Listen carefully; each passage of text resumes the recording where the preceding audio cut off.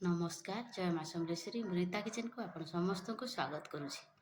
चलतु आज बाल रे गोटे स्प्रे तैयारी करिबा।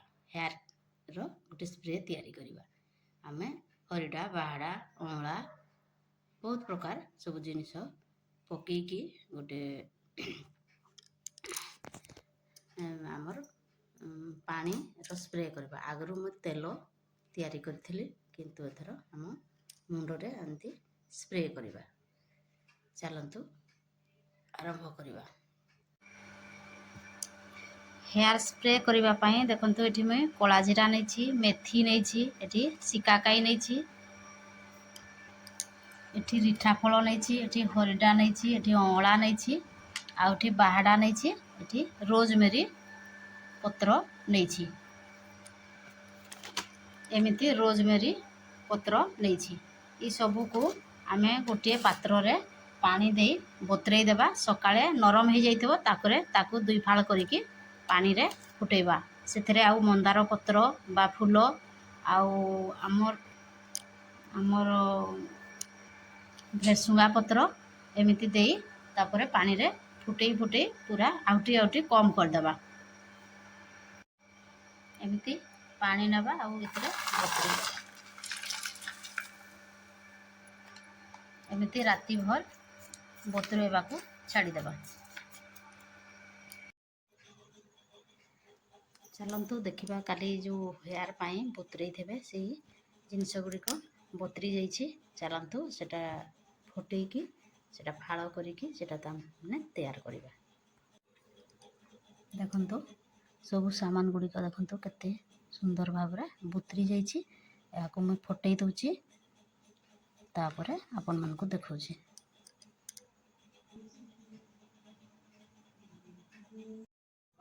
देखंतु संग माने मु जो सामान गुड़िक नैथिली सब बतरी देइथिली सेटा बतरी गला परे मु फुटेई देछि। देखंतु सब गुड़िक फुटेई नेछि। तापरे देखंतु मु मंदार पत्र आ मंदार फूल आ करी पत्र बा भेसुआ पत्र देवा पई कहिथिली। ए टिके टिके नेछि। एटा छाउंडला मंदार फूल एटा मध्य टिके दे देबे। आपण माने ई तीन जिनिस देले देई परिबे नहले त स्किप करि परिबे।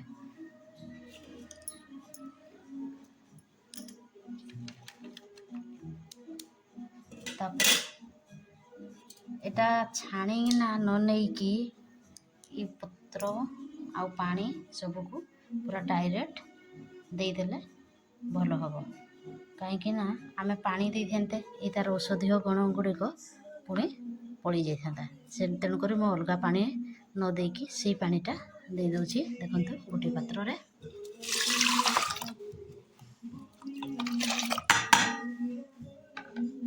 चलंतु गैस ऑन करिबा आ गैस रे बसैबा।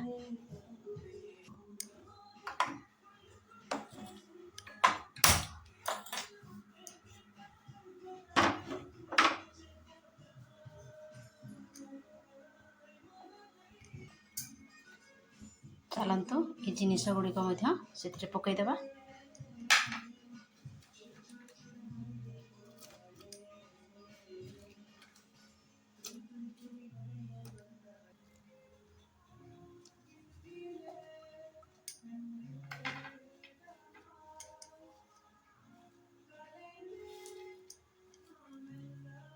एटा मंदार फूल एटा मंदार पत्र देली एटा भेसुंगा पत्र दउछि। तापरे फुटिबा पई छाड़ी देबा।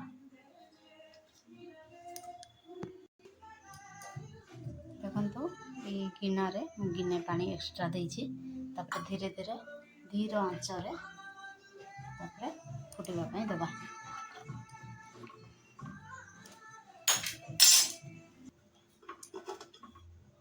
चलंतु देखिबा।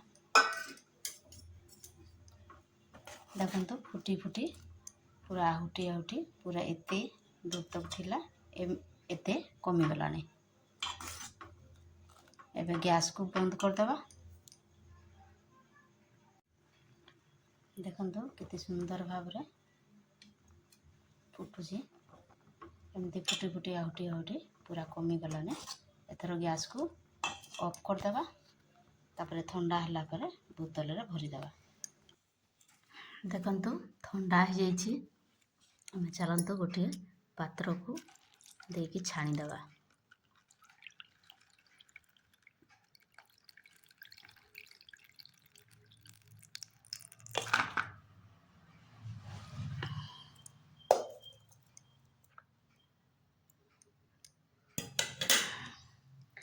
ତାପରେ ଏମିତି ଦୁଇଟି ପାତ୍ରରେ ଭରିଦେବା।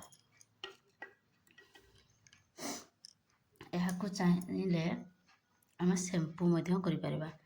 ଆମର ଯେଉଁ ଅଛି ଶିକାକାଇ ରିଠାର ଗୋଟିଏ ସେମ୍ପୁ, ସେଇଥିରୁ ଟିକେ ପକେଇକିନା ଆମେ ଅରିଜିନାଲ୍ ଏ ହେୟାରର ଇଏରେ ପକେଇକି ଆମେ ବି ସେମ୍ପୁ କରିପାରିବା।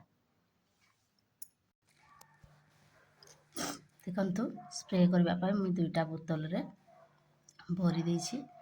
ଆଉ ଟିକେ ଦେଖନ୍ତୁ ବଳି ଗଲା। ଏଇଥିରେ ଆମେ ଚାହିଁଲେ ଏ ସେମ୍ପୁ ଟିକେ ଏଡ଼୍ କରି ଆମେ ବାଳ ବି ଧୋଇପାରିବା।